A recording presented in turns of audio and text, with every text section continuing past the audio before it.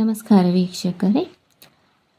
ಮಚ್ಚೆ ನಮ್ಮ ಅತಿ ಹೆಚ್ಚಿನ ಜನರಲ್ಲಿ, ಅಂದರೆ ಇದು ಪ್ರತಿಯೊಬ್ಬರಲ್ಲಿ ಕೂಡ ಮಚ್ಚೆ ಬೆಳೆಯುತ್ತದೆ. ನಾವುಗಳದನ್ನು ನೋಡಿರ್ತೇವೆ.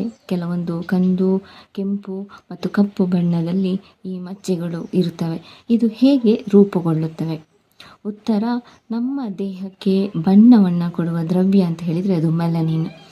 ಈ ದ್ರವ್ಯ ಚರ್ಮಗಳು ಬೆಳೆಯುತ್ತಾ ಹೋದಂತೆ ಅದು ಕೆಲವೊಂದು ಸಮಯದಲ್ಲಿ ಒಂದು ಕಡೆ ಮಾತ್ರ ಅತಿ ಹೆಚ್ಚು ಶೇಖರಣೆಗೊಳ್ಳುತ್ತದೆ.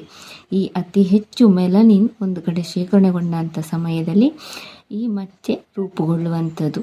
ಹಾಗಾಗಿ ಇದು ಈ 3 ಬಣ್ಣಗಳಲ್ಲಿ ಕೂಡ ನಮಗೆ ಕಾಣಸಿಗುತ್ತವೆ. ಕೆಂಪು, ಕಂದು ಮತ್ತು ಕಪ್ಪು ಬಣ್ಣಗಳಲ್ಲಿ ನಮಗೆ ಕಾಣಸಿಗುತ್ತವೆ. ಇದು ಆನುವಂಶಿಕವಾಗಿಯೂ ಕೂಡ ಬರುತ್ತದೆ. ಕೆಲವೊಂದು ಸಲ ಗರ್ಭಾವಸ್ಥೆಯಲ್ಲಿ ಕೂಡ ಮಕ್ಕಳು ಹುಟ್ಟಿದಂಥ ಸಮಯದಲ್ಲಿ ಕೂಡ ರೂಪುಗೊಳ್ಳುತ್ತದೆ. ಅತಿ ಹೆಚ್ಚು ಬಿಸಿಲು ಮೈಗೆ ತಾಗಿದಂಥ ಸಮಯದಲ್ಲಿ ಕೂಡ ನಮ್ಮ ದೇಹದಲ್ಲಿ ಮಚ್ಚೆ ರೂಪುಗೊಳ್ಳುತ್ತದೆ. ಈ ಮಾಹಿತಿ ನಿಮಗೆ ಇಷ್ಟವಾಗಿದ್ದಲ್ಲಿ ದಯವಿಟ್ಟು ಲೈಕ್, ಶೇರ್ ಮತ್ತು ಸಬ್ಸ್ಕ್ರೈಬ್ ಮಾಡಿ. ಧನ್ಯವಾದ.